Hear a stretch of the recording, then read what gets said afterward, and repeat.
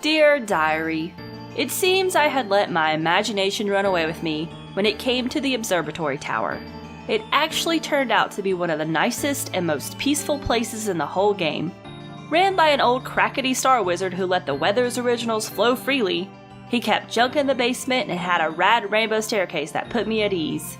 Yeah man, good vibes. The very best part was the Sky Magician kept his hands to himself, and I was able to peer through his telescope. Let's see here. And nothing out of the ordinary so far. Poorly rendered trees, a man screaming for help, a big bird that will probably try to attack me later.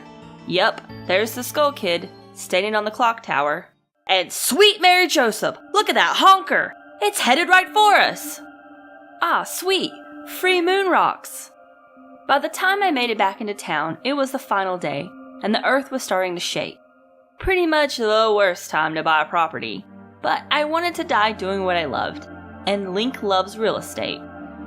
I spent the rest of that day staring at the moon and reminiscing with all the townspeople. Yep, good old Bernard. Remember when you built stuff? Good times. I even went back and killed a couple of hours by dancing with the Scarecrow. I mean, if we're all about to die, who cares about chlamydia? Am I right? I was feeling pretty sorry for myself, and also thinking this was the shortest and easiest Dear Diary game I've ever done. When suddenly, hickory dickory dock, the clock struck 12, and a mysterious door opened. I rushed upstairs only to find the Skull Kid being a giant boob. Excuse me, what are you doing? If the moon crashes into the earth, we all die.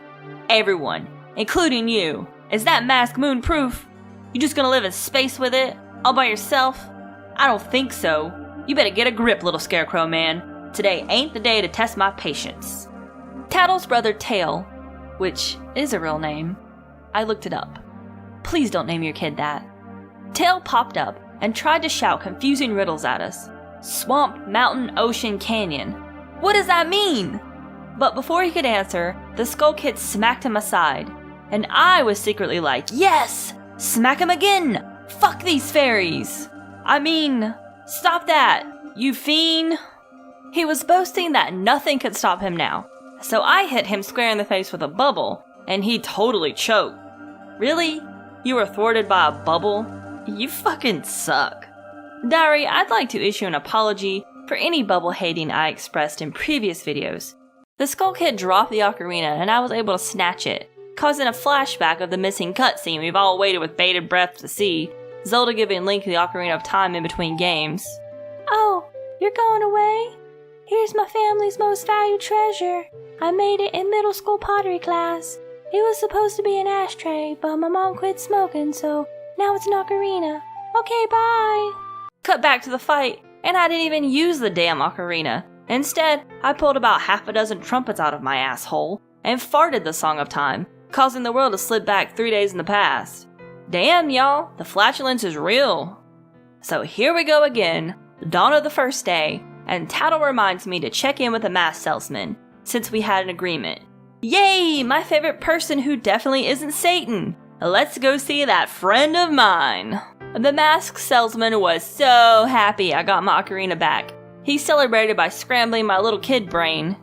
And then, what? Where did this organ come from? And what's wrong with your neck? God damn this bizarro world. The salesman taught me the Song of Healing, which effortlessly wrapped up all evil spirits and bad feelings into an easy-to-carry lightweight mask. You know, in case there's a situation in my life where I need to be a plant again. He then asked for Majora's mask back, and I didn't have it. He completely snapped and finished giving me baby shaken syndrome. After assaulting me, he decided it would be a good time to give me a little history about the mask. Like its name, Majora's Mask. Okay, yeah buddy, I got that from the box art and the title screen.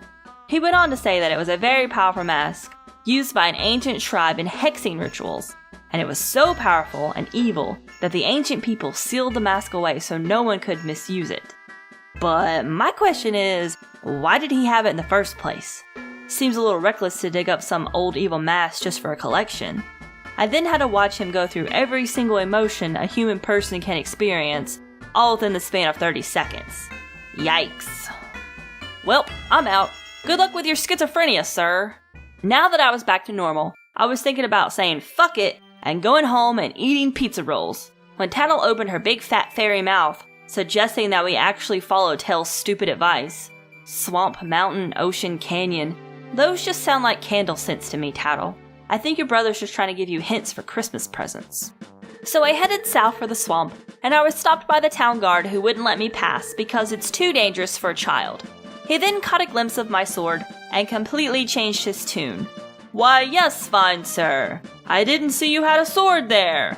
Children with weapons are A-okay in my book. I have definitely been properly trained for my position. On you go to Woodfall, small child, and Godspeed. Christ on a cracker. I'm gonna die in the swamp. Until next time, diary, your friend, Brittany Saturn. We could do that. Womp womp! I want to try it all. Womp womp!